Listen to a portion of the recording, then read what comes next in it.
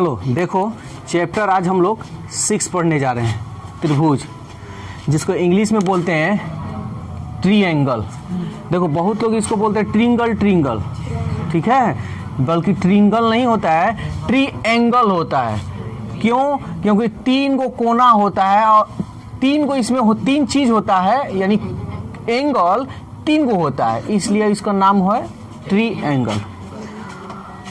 तो हम लोग 9th क्लास में त्रिभुज पढ़े हैं। तो 9th क्लास में जो त्रिभुज हम लोग पढ़े हैं उसमें हम लोग सर्वांगसम देखे हैं, ठीक है, सर्वांगसम या सर्वांगसमता, और एक होता है समरूप। समरूप को सदृश्य भी कह सकते हो। सर्वांगसम को इंग्लिश में कॉन्ग्रुएंस बोलते हैं और समरूप को इंग्लिश में सिमिलर बोलते हैं। इन दोनों में क्या फर्क है समझना।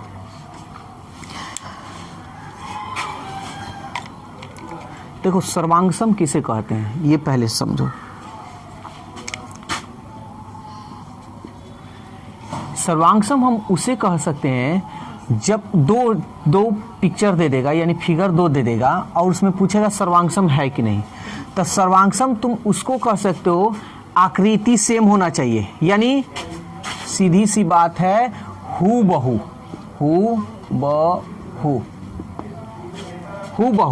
तो हू बहू तुम किसको कहोगे?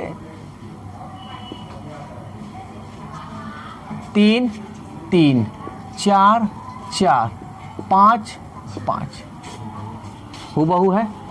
यानी तुम कह सकते हो जिसकी आकृति सेम टू सेम हो और उसका माप या अमाप भी सेम हो। समझ में आया? सर्वांगसम तुम उसको कहोगे जब उसका फिगर सेम टू सेम और उसका जो मान दिया है वह भी सेम टू सेम होना चाहिए। बोलो सर्वांगसम में कोई दिक्कत है तो? समझ में आ गया? लेकिन समरूप थोड़ा सा अंतर है। क्या अंतर है? देखो, फिगर सेम,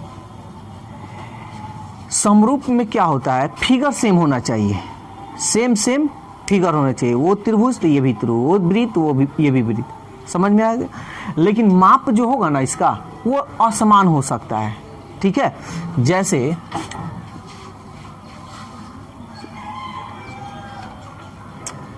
4 3 5 8 6 10।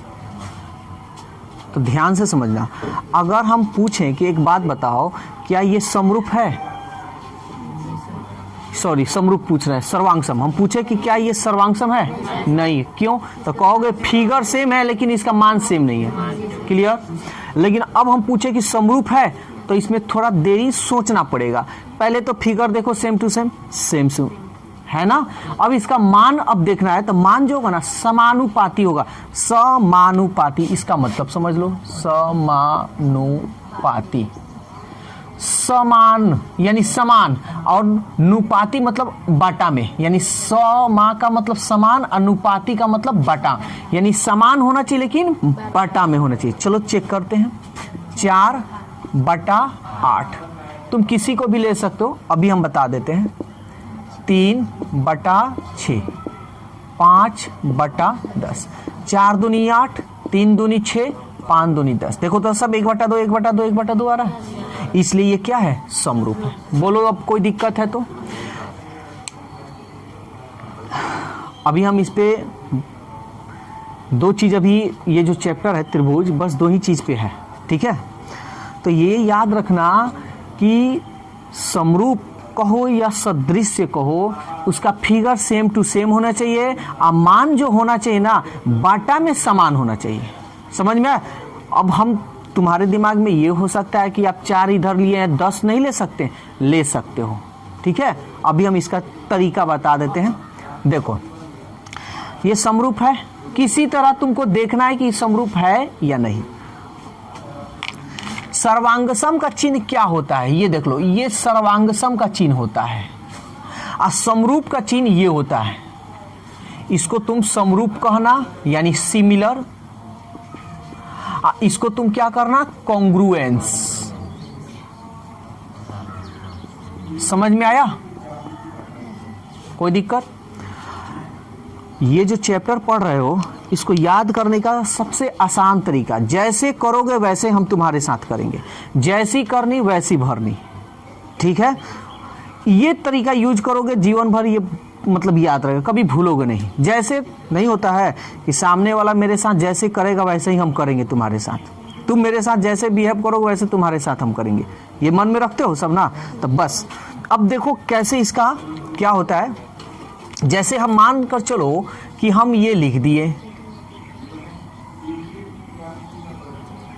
ठीक है, हम कुछ भी लिख देते हैं, 3, 7, 8, ठीक है, हम यहाँ लिख दिए 16, यहाँ लिख दिए 14 और यहाँ लिख दिए 6। ये हम A, B, C, D, E, F। अब हम पूछें, अच्छा अभी रुक जाओ, एक और चीज़ बता दे रहे हैं यहाँ पे थोड़ा, 6, 8, 10,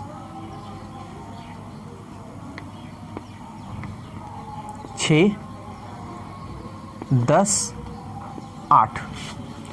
अब हम ये पूछें, ये A, B, C, D, E, F, ठीक है ना? हम पूछे कि बताओ क्या ये सर्वांगसम है कि नहीं है? तो चलो देखते हैं। हम क्या बताए हैं, फिगर सेम होना चाहिए, ठीक है, मान सेम होना चाहिए सर्वांगसम में, और ये भी अभी हम बताएं कि जैसे करोगे वैसे ही तुम्हारे साथ हम करेंगे। तो चलो चेक करते हैं। तो ये वाला यहाँ पे है, ठीक है, ABC, ये त्रिभुज हो गया, ये सर्वांगसम है कि नहीं हम चेक करेंगे। तो देखो तो ये क्या है, ABC, AB का मान, ये जो लिखने का तरीका है ना, ये जो लिख रहे हैं ये याद रखना, जैसे ही करनी वैसी भरनी, जैसे करोगे वैसे हम करेंगे, ये याद रखना, जैसे करोगे वैसे हम करेंगे। चलो तो देखते हैं, इधर देखो 6, 6, 8, 8, 10, 10 है ना, यानी सेम है। लेकिन अब लिखने का तरीका बच्चों लोगों को बहुत दिक्कत होता है, लेकिन हम जो ट्रिक बता रहे हैं, जैसे करोगे वैसे भरोगे या जैसे करोगे वैसे ही हम करेंगे, वो याद रखना। देखो तो 6 है ना, क्या है, AB 6। तो इधर अब तुमको देखना होगा कि हमको सर्वांगसम लिखना है, तो AB 6। तो इधर देखो तो 6 कहाँ है, ये है ना, तो हमको लेंगे DF।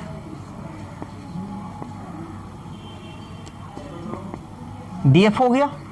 फिर यहाँ देखो BC कितना है, 8, तो यहाँ पे है DE, तो DE लिखो, तो क्या होगा, DE BC, यहाँ पे देखो BC 8 है, यहाँ AB 8 हो गया ना, और BC मेरा 8 हो गया, तो हमारा AB DF सेम आ रहा है ना, देखो ऐसे आ रहा है, BC, तो BC 8 हुआ, तो मेरा DE देखो तो DE आ रहा है, नहीं ना आ रहा है, यहाँ बगले में है और यहाँ बगल में नहीं है, नहीं ना है, तो ये लिखने का तरीका क्या हुआ, गलत हो गया। जैसे कर रहे होगे वैसे हम करेंगे, ये याद रखना।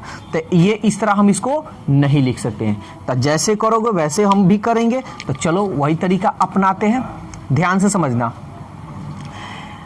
AB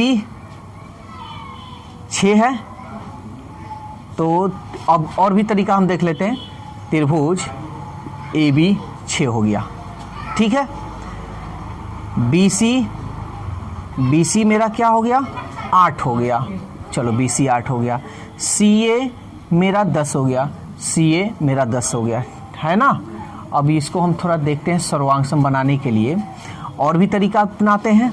तो AB है, ये मेरा क्या था, DE, AB लिए है ना, तो हम भी लेंगे। देखो इस सामने है 6 है ना, 6 है, तो हम भी देखेंगे, है ना। तो DF लिखे थे, तो अब क्या तुम लिखोगे, एफ डी लिख लो, ठीक है। फिर क्या है, बी सी यानी बी सी 8 है ना, बी सी 8, तो बी सी देखो यहाँ पे है सेम। तो अब देखो तो हमको क्या लिखना है, डी ई, यही ना जी, या ई डी लिखो, डी लिख देते हैं। बोलो कोई दिक्कत है तो। देखो तो A B F D, A B 6 F D 6 आ रहा है, दोनों मिल रहा है साथ साथ। अभी हम चेक कर रहे हैं, बी सी 8 है ना, तो देखो तो बी सी लगे है ना, बी सी 8, तो देखो तो डी ई 8 है, डी ई 8 समझ में आ रहा है। फिर देखो तो ए सी 10, ए सी तो ऐसी ऐसे ना है, तो तुम्हारा भी ऐसे होनी चाहिए। एफ ई देखो तो एफ ई, समझ में आया, यानी ये इस तरह से हम इसको लिख सकते हैं, समझ में आया। इसलिए ये क्या है, सर्वांगसम है। लेकिन कैसे, तो ऐसे, त्रिभुज ए बी सी सर्वांगसम है त्रिभुज एफ डी ई का, समझ में आ गया। जैसे करोगे वैसे हम करेंगे। ये तो तरीका सीख गए, ठीक है, कैसे लिखा जाएगा। जिस तरह ये रहेगा उस तरह हमको ये दिखाना है। आगे अगर डाउट होगा तो आगे हम बताएंगे तो क्लियर हो जाएगा। चलिए ये हम चेक करते हैं। तो अब हमको देखना है, अच्छा सर्वांगसम है ना, अब हम पूछें क्या ये समरूप है, क्या ये समरूप है, तो चलो चेक करते हैं। तो देखो समरूप में बाटा में हम लिखेंगे, बाटा में क्या है, ए बी बटा एफ डी, जैसे करोगे वैसे हम करेंगे, बस यही याद रखना। एफ डी, बी सी क्या होगा, डी ई, ए सी क्या होगा, एफ ई, समझ में आया।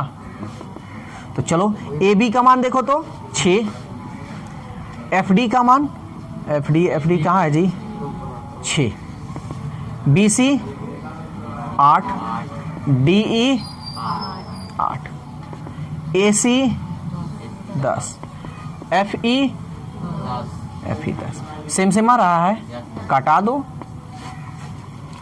समरूप है ना। तो इससे क्या तुम्हारा निष्कर्ष निकला कि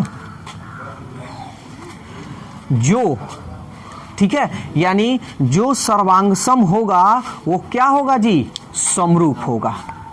समझ में आ गया।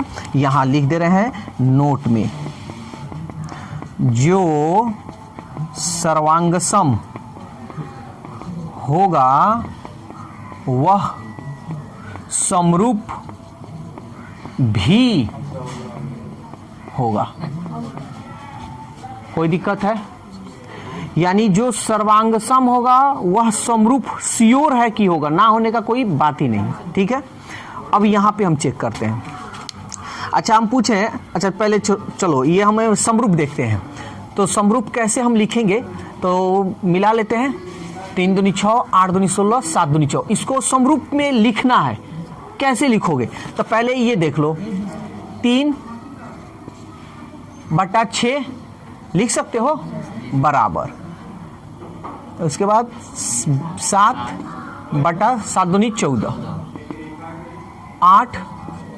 8 दूनी 16, देखो तो 3 दूनी 6, 7 दूनी 14, 8 दूनी 16।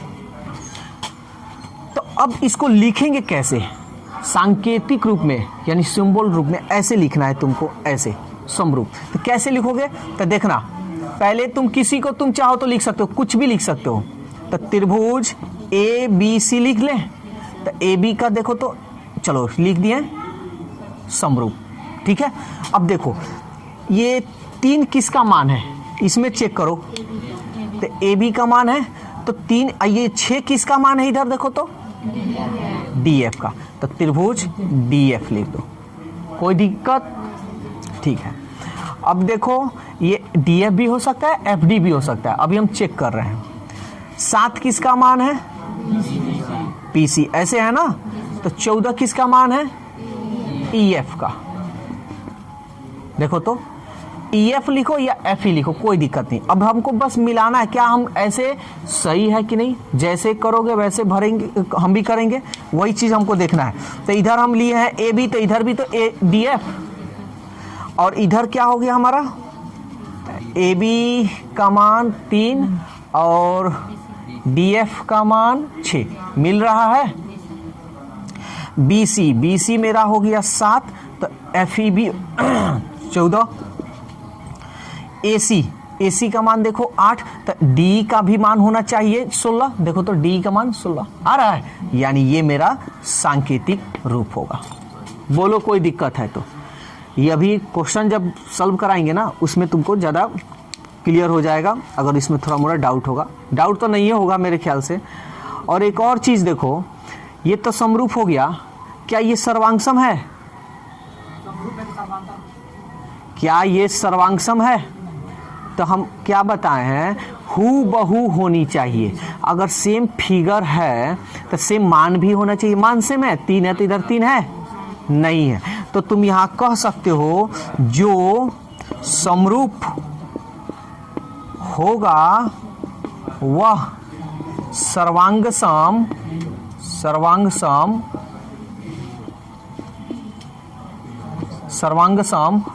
हो भी सकता है और नहीं भी हो सकता है। जो समरूप होगा वह सर्वांगसम हो भी सकता है और नहीं भी हो सकता है।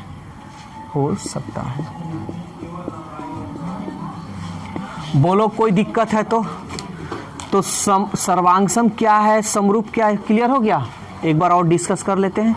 सर्वांगसम का मतलब हो गया कि सेम टू सेम फिगर होनी चाहिए, सेम मान भी होना चाहिए, ये 2 चीज होनी चाहिए।